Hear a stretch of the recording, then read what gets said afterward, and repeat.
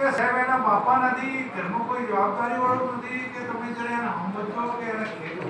એ અમે તો એને સમજાઈએ કરીએ પણ નોકરી તો એને કરવાની છે. સાચી વાત.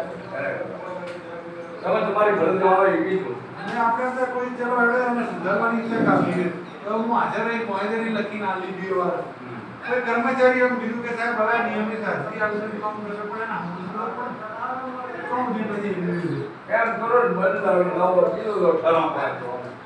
એ નથી નોકરી કરતા શિક્ષામાં તો મને મૂક્યો છે. પણ અમે બરાબર એની શિક્ષામાં અમને આવી શિક્ષા એ નથી મળે.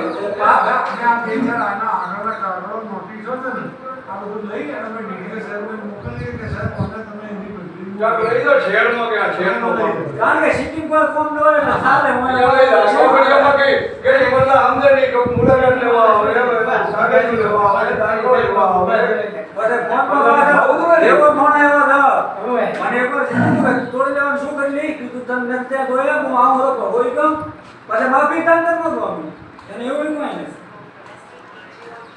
અને આ છે બાબા ઋષિ વાળો કોઈ સારું જાય છે કેમ છે વીસીવાળી હવે જગ્યાઓ ભરે છે અમારે બધી એવી બે ત્રણ જગ્યાઓનું છે ને એટલે હવે અમે એનું જાહેરાત કરીએ ને ભરવાનું.